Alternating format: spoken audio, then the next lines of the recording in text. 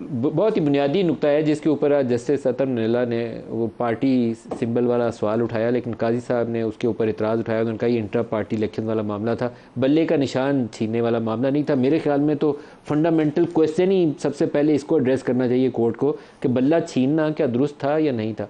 ये मामला आगे कैसे बढ़ेगा, कुछ रोशनी डाली। देखिए, मैंने तो अर्ज़ की थी आपकी प्रोड्यूसर साहिबा से कि इस मुकदमे के बारे में बराह रास्त गुफ्तगू नहीं कर पाऊंगा। आप कमेंट करना चाहें तो, नहीं तो ना करें। आप कमेंट करना चाहें महफूज अल्फाज में तो करिए, नहीं तो ना करिए। देखिए, मैं एक उमूमी बात करूंगा कि इस मुल्क में हमेशा ही ये रहा है, जो अतर बनल्ला साहब ने भी आज बात की, कि कोई ना कोई पार्टी जो है वो मातूब होती है हर इलेक्शन के वक्त। तो इस खेल को अब ख़त्म होना चाहिए। हम चाहते हैं कि इलेक्शन कमीशन, दीगर कुव्वतें जो हैं इलेक्शन का एहतराम करें, वोट का एहतराम करें और ये खेल ख़त्म हो।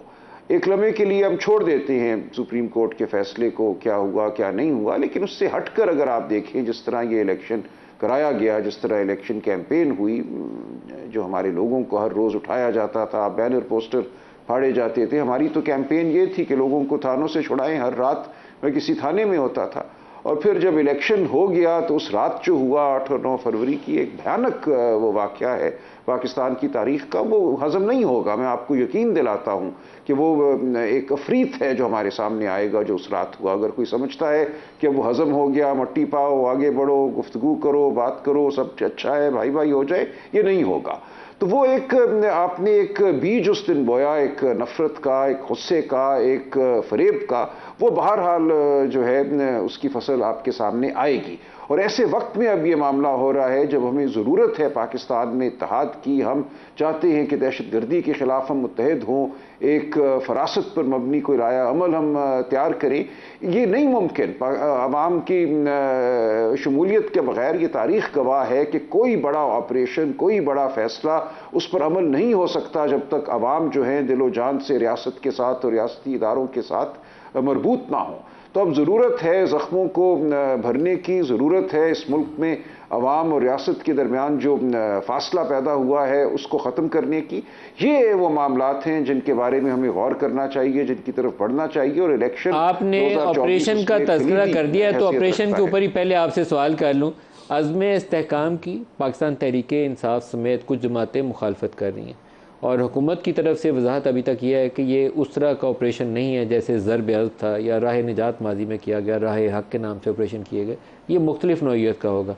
तो क्या इसके ऊपर बहुत बेहतर नहीं होगा कि आप लोग बैठ जाएं, आपस में डिस्कशन कर लें ताकि एक ब्रॉडर कंसेंसस पैदा हो जाए, वो स्वात वाले वाक़यात ना दोहराए जाएँ, कहीं और पाकिस्तान में ऐसा इंतहा पसंदी का वाक़या ना हो। तो मिल बैठे, लीडरशिप जो है लीडरशिप दिखाए, लीडर बने आप लोग।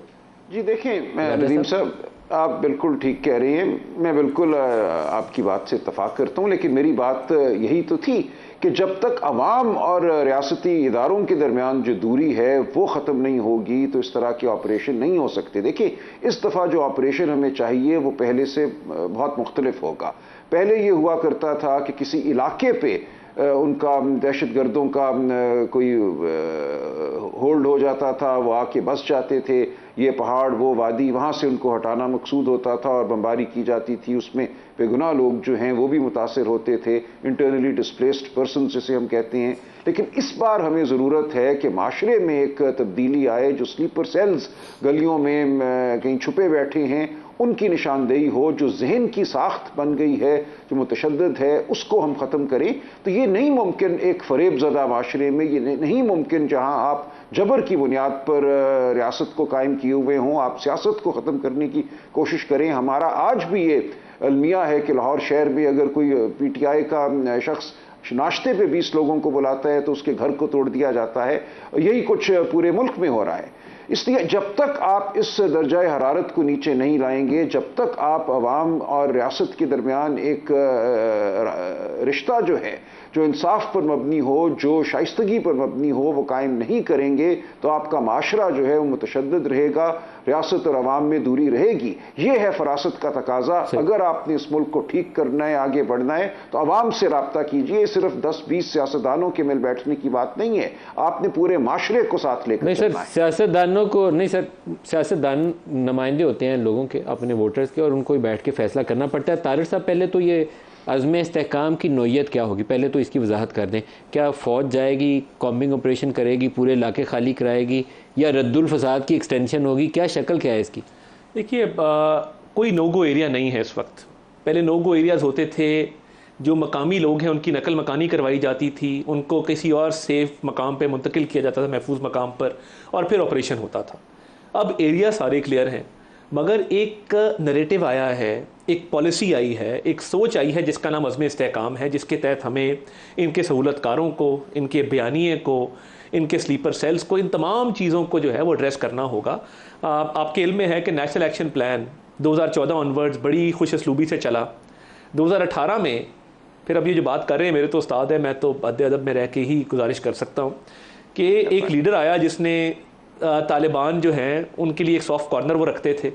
उन्होंने तालिबान को सवात में बसाया आके, और उनकी फिर इंग्रेस होती गई, और उन्होंने आके जो है वो एक तबाही बर्बादी मचा दी। ये आज जो जेलों में भी बंद लोगों को छोड़ा नहीं, तो मुझे आप यहाँ तक देखें कि सदारती जो एक पार्डन होता है, पार्डन दिया गया, प्रेसिडेंशियल पार्डन दहशत गर्दों को दिया गया इमरान खान साहब के कहने पे, तब पूरा सेटअप जो है वो मिलकर ये काम कर रहा था। तो मुझे बताइए, आज जब उस वक्त की एस्टेब्लिशमेंट उसका हिस्सेदार थी, बिल्कुल होंगी। इमरान अकेला ये फैसला नहीं, बट इमरान अकेला फिर खड़ा हो जाता ना, इतनी चीजों पे खड़ा हो जाता, कहता जी मैंने नहीं करना। पॉलिटिकल लीडरशिप को अपनी रोल दिखाना चाहिए था, नहीं दिखाया। इस पे पॉलिटिकल ओनरशिप थी। इनके लोग टॉक शोज में आके तालिबान को डिफेंड करते थे। जान अल्लाह ताला को देनी है, अल्लाह ताला की जात से डरता हूं, किसी से डरता, डंके की चोट पे कहूंगा कि ये तब तालिबान के सिंपथाइजर थे, ये आज भी उनके सिंपथाइजर हैं। ये वापस लाए, उनको बसाया, उनके पार्डन्स ग्रांट किए, उनको जेलों से रिहा किया। आज जनूबी खैबर पख्तूनख्वा में किसकी हुकूमत है? शाम को टोल टैक्स कौन कलेक्ट करता है, नाके कौन लगाता है, पता करवाएं, आपको पता लग जाएगा। लेकिन क्या जनूबी केपी जो है वो इस ऑपरेशन का एक फोकस्ड एरिया? ये एक सवाल है जो बार बार केपी से आ रहा है, बार बार आ रहा है। You have to explain it. ये तो बिल्कुल बात तय है कि वज़ीर आला खैबर पख्तूनख्वा ने भी इसकी निशानदेही की, और जब अज़्म इस्तेहकाम की बात हुई तो अज़्म इस्तेहकाम के नाम को भी उन्होंने एंडोर्स किया। और उनकी बात ठीक है कि ऑपरेशन की बात नहीं हुई, वो ठीक कह रहे हैं, मगर उन्होंने ये ज़रूर कहा कि अज़्म इस्तेहकाम ठीक है, हम इसको एंडोर्स करते हैं। चारों वज़रा आला मौजूद थे, CMG भी मौजूद थे, AJK की रिप्रेजेंटेशन मौजूद थी। तो ये एक ओवरऑल बयानिया है जिसमें इंटेलिजेंस बेस्ड। जनूबी KP फोकस होगा इसमें, क्योंकि वो है ट्रबल्ड एरिया? देखिए, बिल्कुल होगा और होना भी चाहिए। देखिए, मैं ये समझता हूँ कि जहाँ जहाँ ये मसला है वहाँ पे ऑब्वियसली तवज्जो ज़्यादा होगी। ये क्या है, जैसे SIFC था इन्वेस्टमेंट के लिए, क्रॉस बॉर्डर मूवमेंट होती है अफगानिस्तान वाले रास्ते से, लोकल लोगों को बाढ़ काफी लग गई है, बाढ़ के बावजूद हो रही है। बाढ़ इज नॉट सक्सेस स्टोरी, बाढ़ के ऊपर कुछ काम करने की जरूरत है। लोग अंदर आते हैं, हमारे फौजियों को शहीद करते हैं रोजाना। ये जो हम शहादतें उठा रहे हैं 5-5, 6-6 लोगों की, हमारे बच्चे हैं, बेटे हैं हमारे, इसीलिए हो रही है कि बाढ़ इज नॉट सक्सेस। देखिए, उधर भी मेजर्स लिए जा रहे।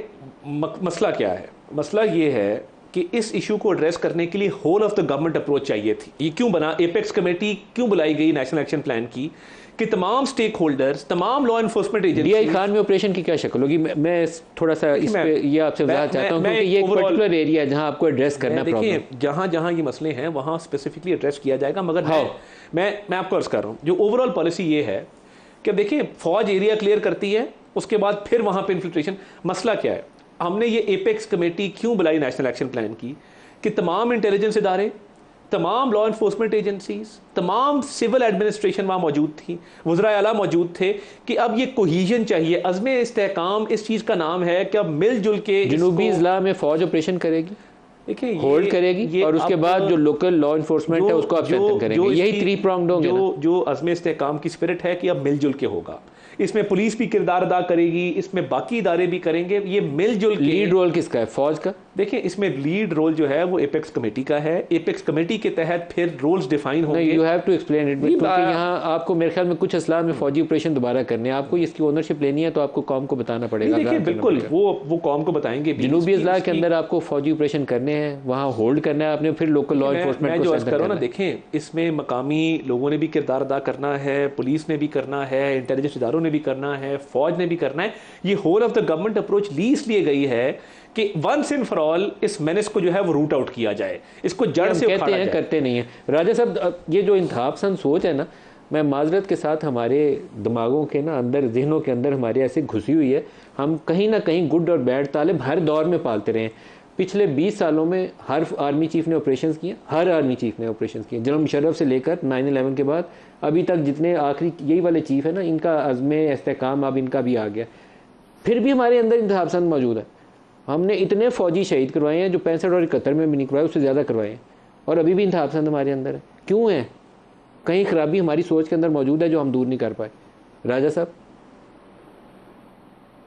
ये देखें, ये तो एक सोच की भी खराबी है ना, इसमें एक कोई नज़रियाती मामला भी है, इसमें कोई माशी मामला भी है, ये एक क्लास कॉन्फ्लिक्ट का एक अलमिया भी है, इसमें बहुत से इसके पहलू हैं। आप अपने स्कूलों कॉलेजों में क्या पढ़ा रहे हैं, आप किस किस्म की रोज़गार मुहैया कर रहे हैं, आप कैसा माशरा कायम कर रहे हैं, ये तमाम बातें मिलकर इस अलमिया का बायस बनी है ना। देखिए, जब आप कोई ऑपरेशन करते हैं तो वो ऑपरेशन लामतनाही तो नहीं होता। उस ऑपरेशन के नतीजे में आपने किसी खित्ते या इलाके की तमाम आबादी को तो ख़त्म नहीं करना होता ना। आप ये कोशिश करते हैं कि जो चीदा चीदा आपको लगता है दहशतगर्द थे उनको ख़त्म करें।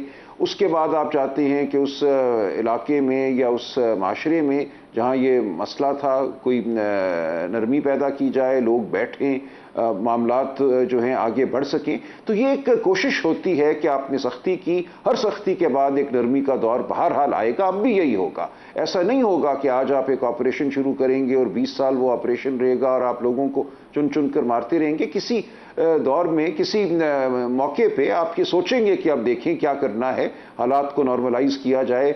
आपने बाड़े भी लगा दी, आपने लाखों अफगान महाजरीन को भी वापस भेज दिया, मसला फिर भी हल नहीं हुआ। तो कुछ तो सोचना पड़ेगा कि आपने जहनों को किस तरह माइल करना है अपनी तरफ और दहशतगर्दी से दूर करना है। इसके कौन से लोग हैं जो इस तरफ माइल होते हैं? असल मामला तो वो है, उन लोगों से जब तक आप गुफ्तगू नहीं करेंगे, उनको स्कूलों में नहीं लाएंगे, उनके घरानों को आप माश मुहैया नहीं करेंगे, तो ये मामला चलता रहेगा। ये मामला सिर्फ ऑपरेशन कर देने से ख़त्म नहीं होगा। कोई भी ऑपरेशन जो है हमेशा के लिए नहीं होगा।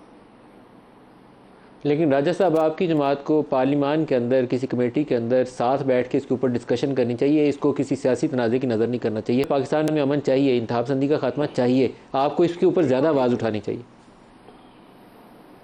बिल्कुल ठीक कह रही हैं। हमें सबको मिल बैठकर सोचना चाहिए कि क्या करें और किस तरह अपने माशरे की हम तसीह करें, किस तरह अपने निज़ाम हुकूमत की तसीह करें, किस तरह अपनी मईशत की तसीह करें। देखिए, अब भी मईशत जो है वो अशराफिया के हाथ में है।